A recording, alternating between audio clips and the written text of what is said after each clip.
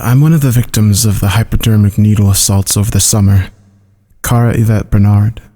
It was the first time my name was ever in the newspaper. My name was among 51 other women, 66 total victims, 51 of whom allowed the media to name them. We did it in some spontaneous show of solidarity, as if we'd formed some kind of connection because of our victimization.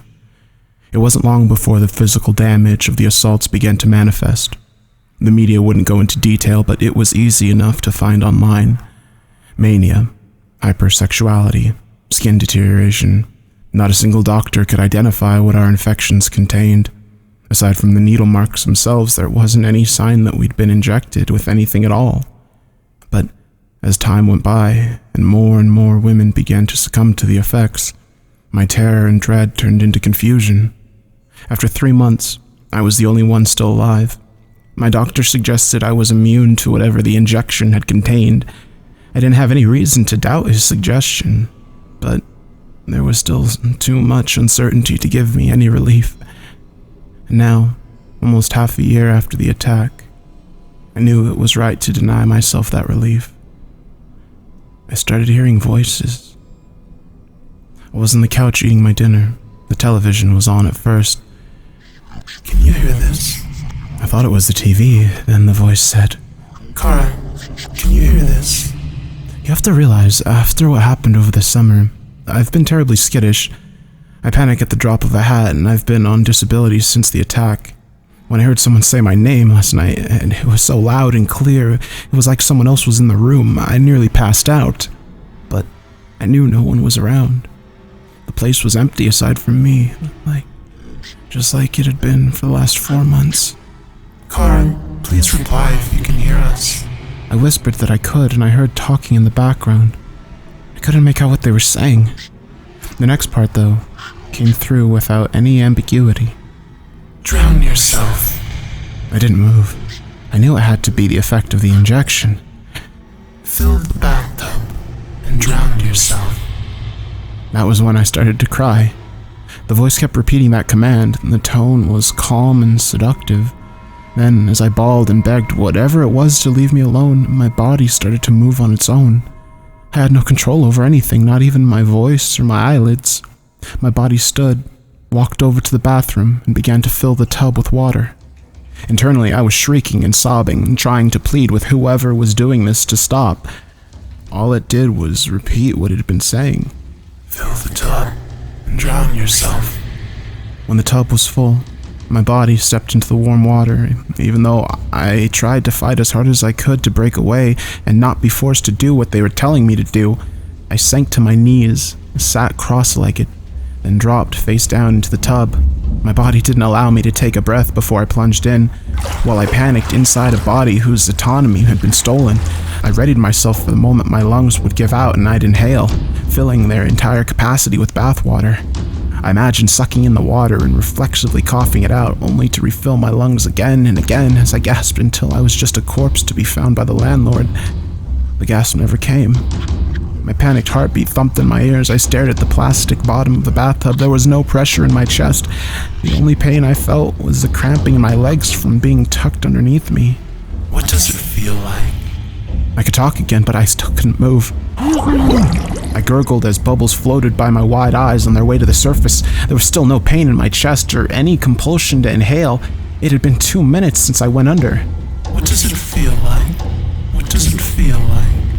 What does it feel like? The question repeated over and over in my head. Eventually I answered, like I can breathe underwater. And the reply was instantaneous. Are you actively breathing? Are you inhaling and exhaling water? I considered the questions and changed my answer. It feels like I don't have to breathe anymore. There was silence inside my head that was broken by only the sounds of my heart beating and my stomach processing my dinner. You have 8 days. We will come and see you at the end of it. Please drink the bathwater periodically to stay hydrated and adjust the water temperature to avoid hypothermia. I noticed I could move my left hand, arm, and shoulder again. I reached out of the water and tried to pull my head up by my hair. It was as if it weighed 1,000 pounds. When I tried to reach for the plug to empty my tub, my arm flopped lifelessly in the water. After a minute, I regained movement. I fumbled for the faucet and turned the water on and off. For 8 days I remained underwater. My legs had gone numb. On the 4th or 5th day, I tried to run the bathwater to overflow the tub with the hope a neighbor would notice and alert the landlord. I lost control of my hand for a while after that. The water grew dirty as the days went by, and I stopped drinking it. I lost control of my mouth and throat and was forced to consume a certain amount every day. On day 8, my chest began to burst. As soon as the feeling registered, I had control over my body again. I carefully extricated my stiff body from the tub. I remained on my back, staring at the bathroom ceiling for a while. The smell of the room prompted me to start moving, and I showered the filth off myself while looking down at my severely water-damaged body. I dried myself carefully, noticing skin coming off as I did. I thought back to the online reports of the other injected women, how their skin slothed off their body, sticky clumps, but mine wasn't like that. There was no blood, only raw, pink skin. It took me a while to move into the kitchen, where I grabbed a box of cereal and started shoveling handful after handful into my mouth. The skin on my lips split wide open with the first handful. Again, no blood. "Cara, stop eating." I dropped the box of cereal. The voice was in my head again. "You have 3 hours. Now all I can do is wait. Wait and record this. My skin is starting to hurt, and I'm worried I've gotten an infection from being in the dirty water for so long. I don't know what's going to happen in 3 hours. Part of me wants to call the police or run away. There's another part, though, that's overriding my desire for help. It's grim curiosity. It's the curiosity of someone who's given up hope, someone who's lost control. I want to see why these people want to subject me to all this. While I was face down in the tub, I sometimes heard talking in the background. The voices weren't directed at me.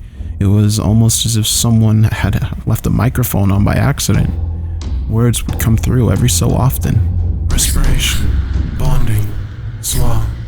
There was one time, I think it was on day 6, I was able to hear part of a sentence. I've picked it apart in my head over and over, trying to figure out not only what it meant in general, but what it meant for me. I guess I'll find out pretty soon. There's a nervous excitement in me that I feel somehow wrong, somehow suicidal. But still, like I said, the curiosity is overwhelming my desire for self-preservation. A little less than 2 hours ago, the perversity of my excitement is unsettling. This isn't me, but I don't think I care. All I care is that in a couple of hours, I'll learn what they meant by successful underwater, but it will be entirely different in the vacuum of space.